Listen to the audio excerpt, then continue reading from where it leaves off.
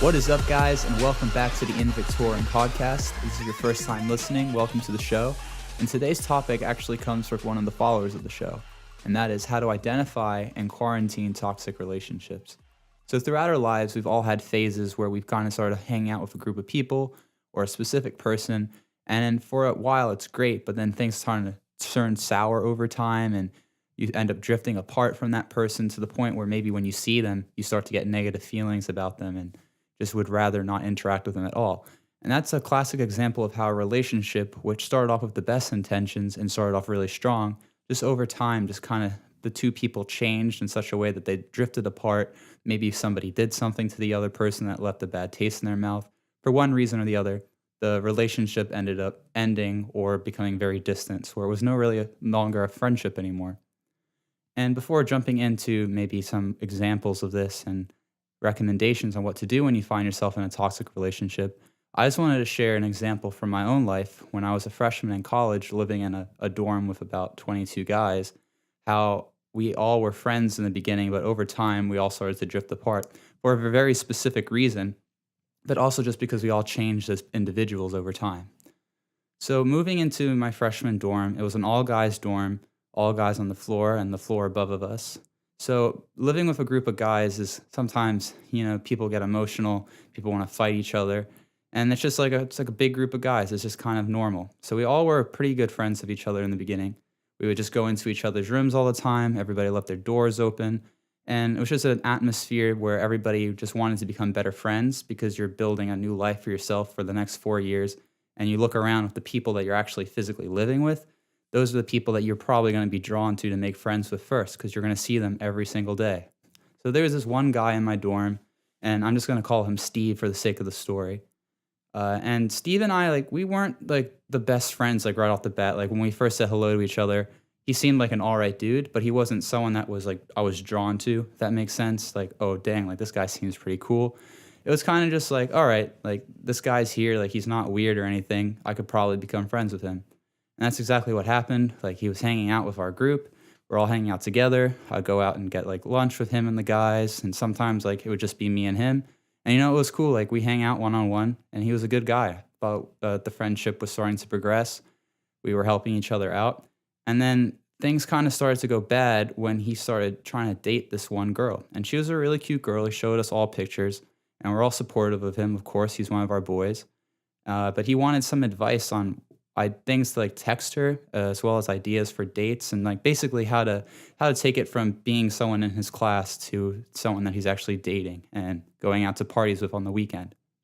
So we all kind of gave him some advice, but then he kind of got drawn to what I was telling him. I was just saying just be cool, just do something that you'd both find fun and are interested in, and you don't really have to worry about it too much. You're both freshmen, your instincts are to meet new people, so she's obviously interested in meeting up with you.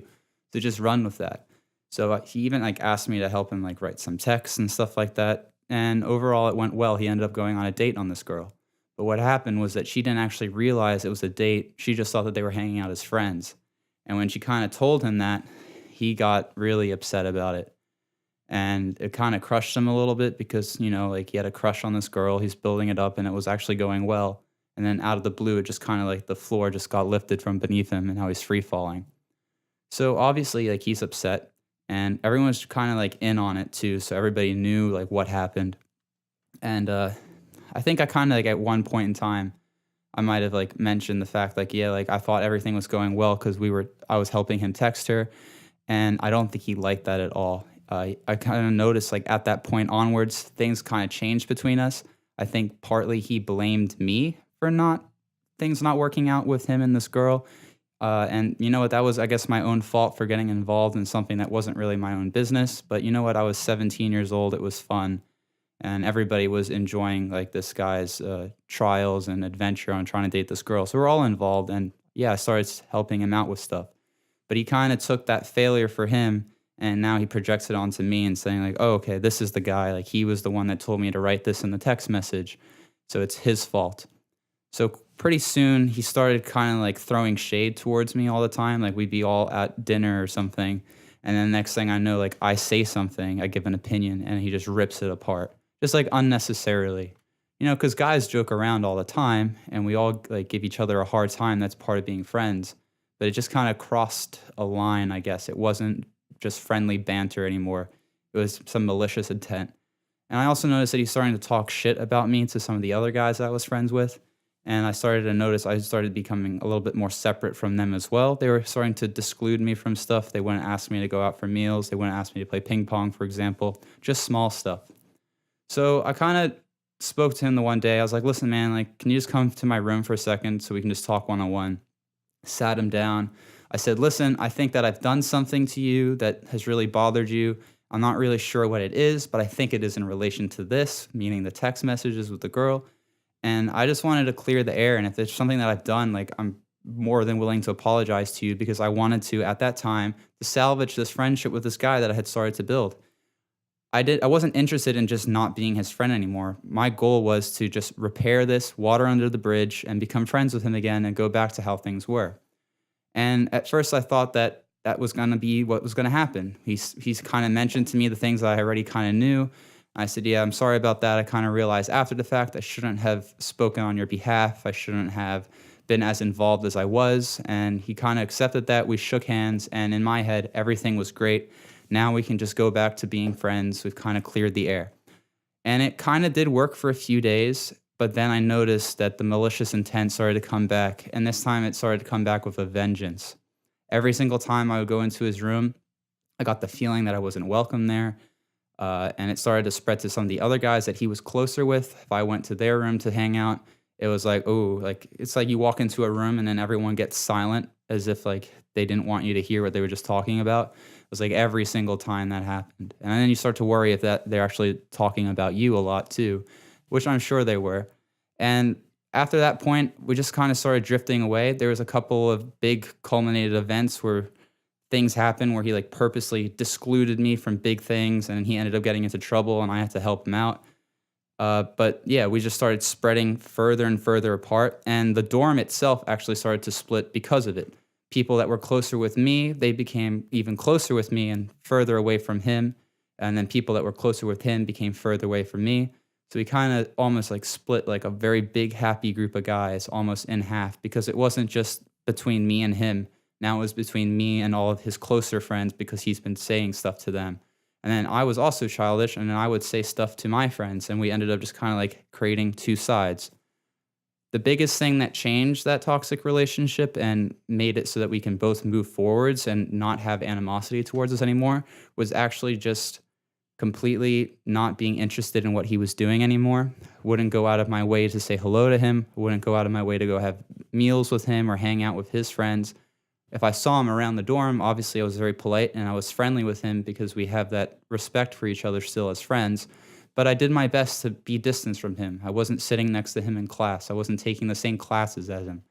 And as I mentioned, I wasn't going out to meals. I wasn't in the same clubs as him.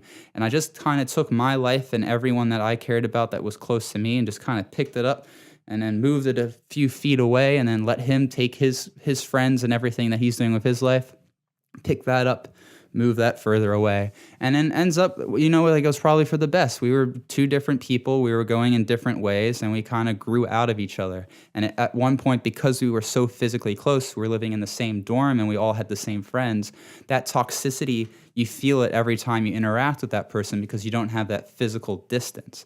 You're still seeing them every day. You still have to interact with them. And that was the hardest part to get over. But just by withdrawing and trying to like carve out my own little piece of that dorm, did a great thing, because we were both able to just become our own person, our own people, and just like kind of squash the beef by just no longer being close enough to have it anymore. And yeah, there's outcomes where I wish that maybe I could have saved the friendship. But once you kind of reach that tipping point where you just start having a lot more negatives than positives from interacting with that person, then that's when you realize, you know what, either directly, as I did, go up to the person and try and resolve it, or just start separating yourself and let that person drift out of your life. And that's honestly probably the best way to deal with a toxic relationship. So the biggest thing is how to identify it. And as humans, we are kind of nostalgic in a way where we want to hold on to objects, material things, as well as memories, and ultimately relationships, which encompass all of those things. It's a physical person that you have a lot of memories of good times with. and now things aren't as good, our first instinct is what can we do to repair it? And that is a perfectly good first instinct, but you have to understand that some things can't be repaired. Some things are damaged beyond repair. And that's the same thing with relationships with people.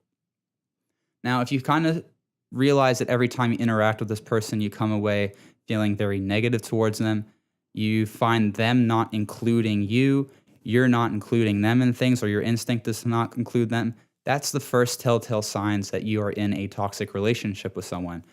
Both sides are still very physically close to one another, whether it's the friend groups, they're at the same job, they're at the same, like where their living situations are, they're still physically close. And those energies, the negative energies, are going to still brush up against each other in moments of somewhat animosity. But once you're able to identify that this is something you need to quarantine, you're going to start making little changes in your life to adjust for that.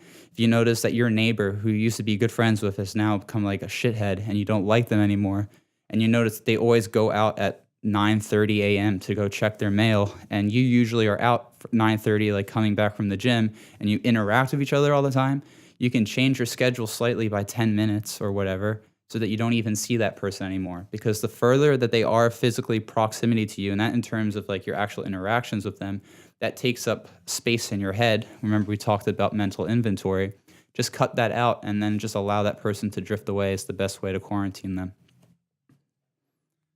Let me see what I have in my notes here.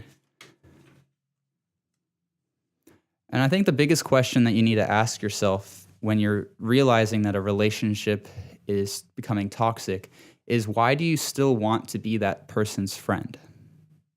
Do they have something that you would like?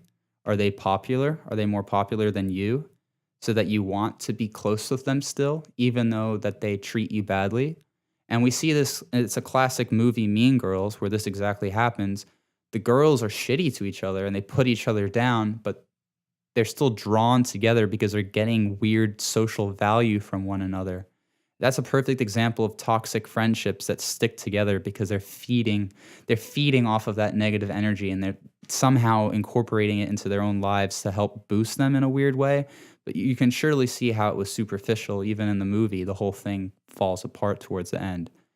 So that's one of the biggest questions that you just need to ask yourself is, why am I putting myself through this just to be this person's friend? Why do I have to get bullied? Why do I have to get made fun of just to be this person's friend? What about them is drawing me back? And if you can figure out that reason, you can start to rationalize yourself with, oh, you know what? Actually, like, that's not that big of a deal. You know, being popular with that person, I can just go join this club and play music and then become more popular with that group of people, right? There's no single only popular group around. Like, you can find more friends, and at the end of the day, we're adults, and who cares anymore who's popular and who's not? You're just living your own life, and you're trying to be as successful as you can. And the hardest part is just moving on from that toxic relationship. As I mentioned with my friend, we were still seeing each other almost every single day. So we still had those negative feelings. We would still just bump into each other and have negative animosity towards one another. And that makes it very hard to move on because that revenge part about you, that revenge mindset, you want to like get that person's back. You want to you have your guard up. They say something in passing to you, or like they say something in front of your friends that kind of pisses you off. Then you want to be witty enough to come back with something just as clever and knock them down. And then it just becomes a pissing match, and you're both just making yourselves look bad in front of all the other people that are involved because they're still friends. Just because you and that individual person have beef doesn't mean that everybody else involved has beef with each other. But in my case, we blew it so out of control that we ended up splitting a dormitory of 22 guys in half almost. Not quite in half, but become more cliquey because of our beef, our personal rivalry with one another. So you just need to learn how to accept the fact that you're not that good friends with a person and just let that relationship become more distance from you, because if it's toxic from a distance, those toxic waves aren't going to reach you. And same with your own toxic waves, like maybe you're toxic to that person too. And just by having enough distance between you, that's the best way to resolve any toxic relationship. The hardest part about it though is just getting yourself out of it to begin with. All right, thanks guys. That's the episode. Feel free to keep recommending me new topics. I love to hear from you guys. And this, as I mentioned, was a topic from one of the followers. So yeah, just keep following the show, and I'd love to hear from you. Thanks, guys.